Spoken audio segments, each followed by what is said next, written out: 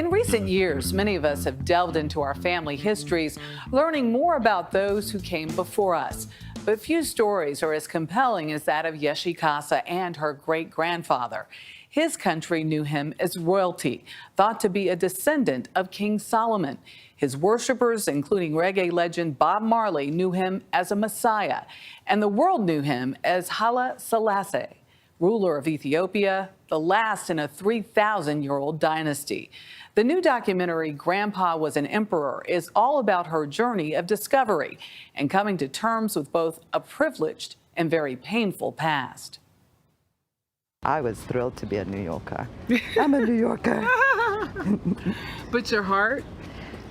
My heart, I'm an Ethiopian. For 40 years, Yetawesale has lived in relative obscurity as a banker in the Big Apple, exiled from her homeland and her birthright. Some people want to call me princess, but I'm really not one.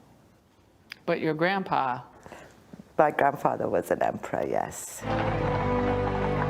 Grandpa Was an Emperor is the little-known story behind the overthrow of Emperor Haile Selassie, a monarchy which claimed ancestral ties to King Solomon and the Queen of Sheba. So what do I remember about him? He was very strict, very austere, very quiet. You weren't allowed to just talk and act in any kind of childlike way. You had to be very grown up. From 1930 to 1974, Selassie federalized a once feudal nation, abolishing slavery, resisting Italy's fascist occupation, Emperor Haile Selassie rides in majesty through London, and raising Ethiopia's political standing around the world. The White House rolls out the red carpet for Emperor Haile Selassie. He also presided over the continent's first African Union. But poverty and a crippling famine began to undermine his rule, as well as his annexation of neighboring Eritrea.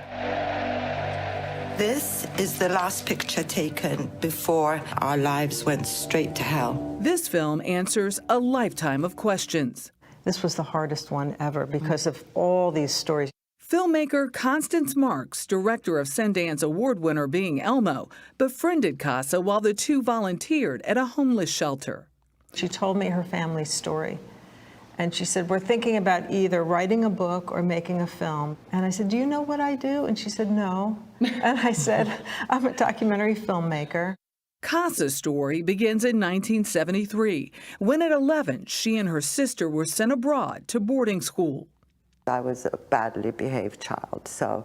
You admit that freely. I do freely admit that. So they had promised us, you know, when you go, you'll be back in less than a year, you'll be able to come home.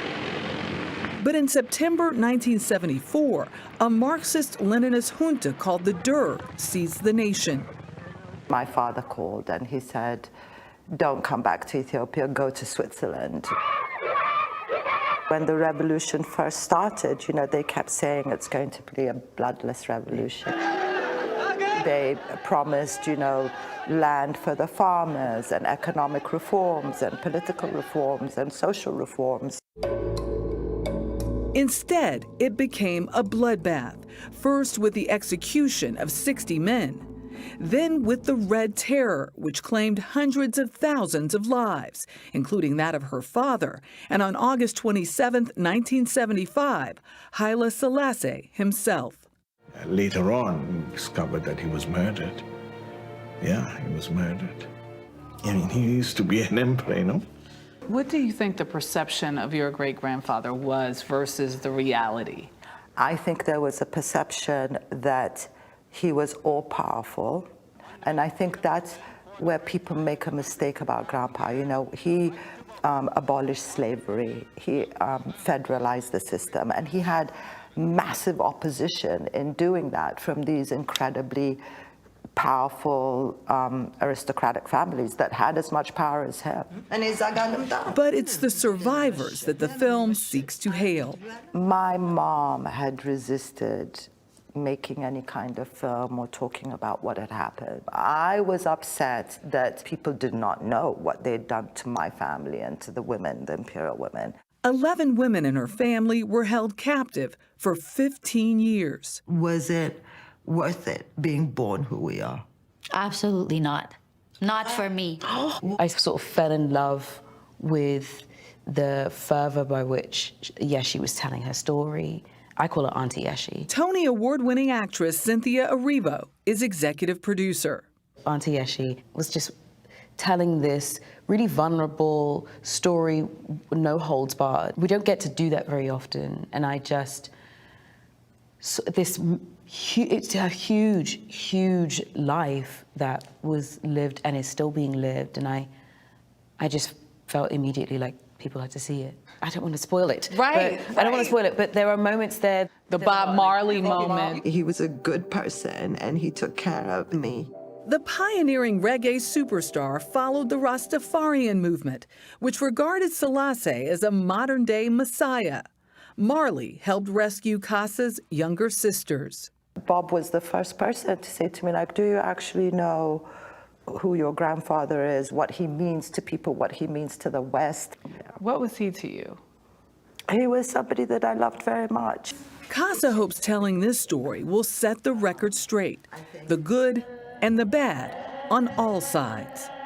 Mommy, do you think this is important to do? Yeah, at least they'll have something to remember, because it's very easily forgotten. I'm not reasonable about my family. I don't like hearing bad things about them. And it was always this conversation where people were very pro the royal family or very against it. And it was hard to get to know the middle. And so this film, I think it gave me real perspective. So what do you think people will say when they see this?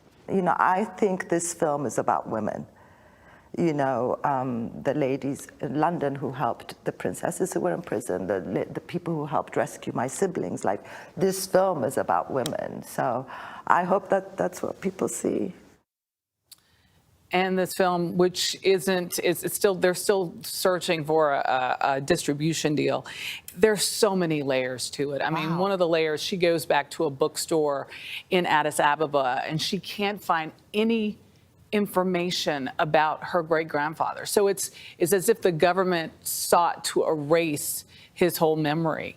I have to give a shout out. I know you said, how did you get this story, it's Michelle? Fascinating. Bill Whitaker, I have to give one shout out to Bill, who saw a screening of it, and Dr. Lepouk's sister, Corinne Lepouk. Full disclosure, she is a producer on this film. They got to get distribution. I want to see it It's now. an incredible film. Yeah, there's still so many layers that we didn't even hit. It was interesting when her sister said, right, like, if you could go back, would you want this life? You know, she's like, absolutely not. Yeah. Right now. Interesting. Michelle, thank you very much.